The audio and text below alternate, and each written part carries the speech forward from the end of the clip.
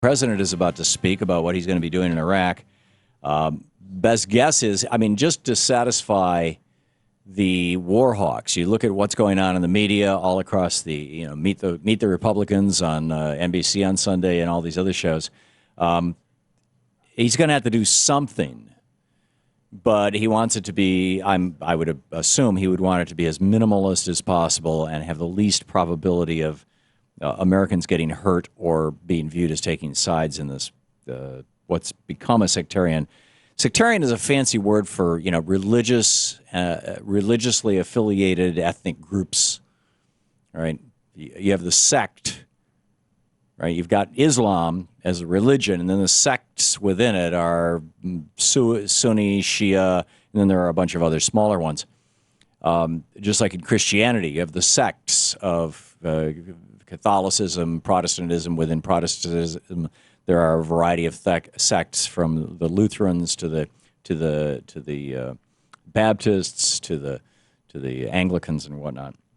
But the thing that's gotten lost in all of this that I think is so important, and what Naomi Klein wrote about in her book Shock Doctrine, is that Iraq was, not only did George W. Bush think that Iraq was going to be an opportunity for him to get political capital and become a war president and be seen like FDR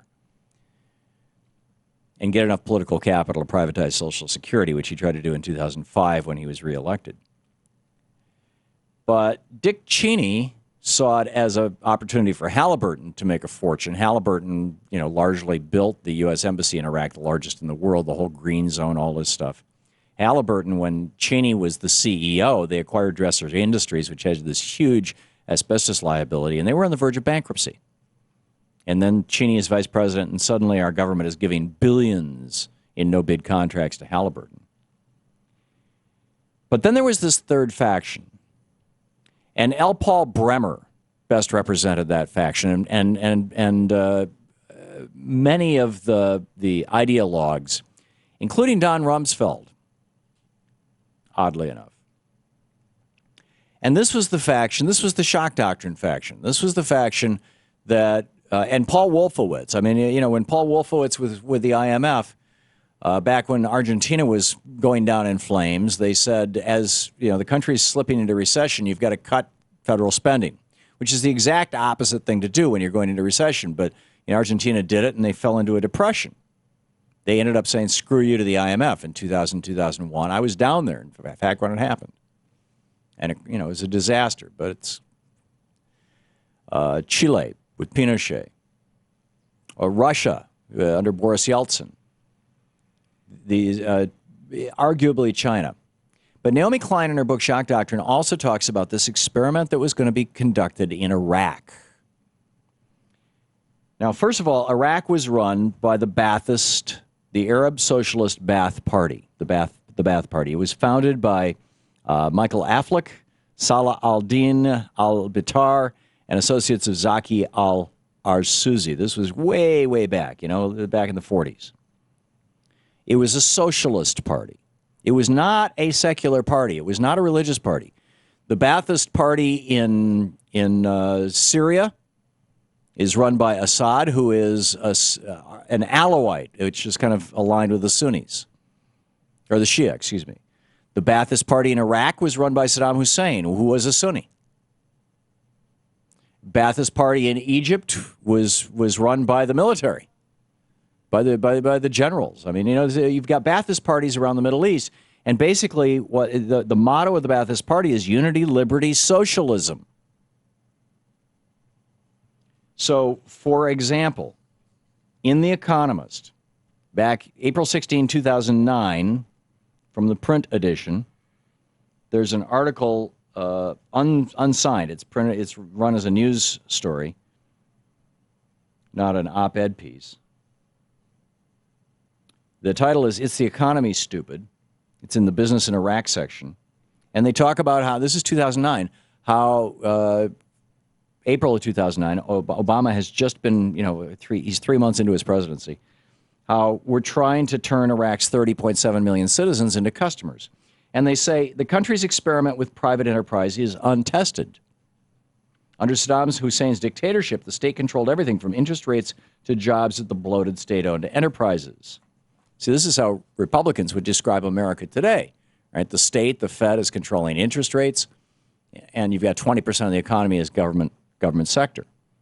America, and back to the Economist, America began paving the way for a free market in Iran as soon as Baghdad fell in 2003.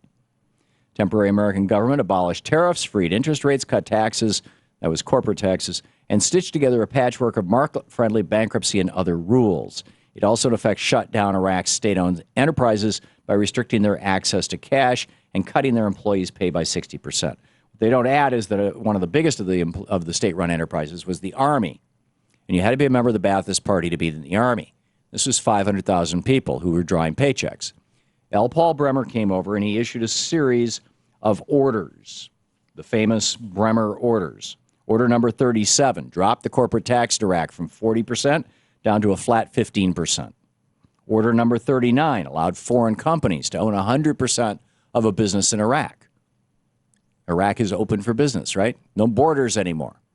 No tariffs. In fact, order number 12, amended by order 54, suspended all tariffs. So Iraq had no protection against foreign competition. Cheap Chinese goods or American-made goods could flood in, and the government of Iraq made no money on those imports. So this was an experiment. This was an economic experiment. We can't do this in the United States. We can't get rid of that 20% government sector. We can't do away with Social Security and unemployment benefits and Medicare and Medicaid and government employees and free state-run schools. We can't do that in America. The Americans won't let us. So let's do it in Iraq. And this is what L. Paul Bremer did in 2003. He basically privatized the entire government and got the Ba'ath Party, the Socialist Party, which had been subsidizing food, subsidizing oil, paying, large sector of the, controlling a large sector of the economy and paying people's paychecks and maintaining peace and stability for decades, got them out of the way so that a, quote, free market could emerge. And remember when the looting began in the museums? And our Secretary of Defense, Don Rumsfeld, came out and said, freedom's messy. Give them a little time. They'll organize. Free markets will now emerge. Paul Bremer's going to make that happen. Right.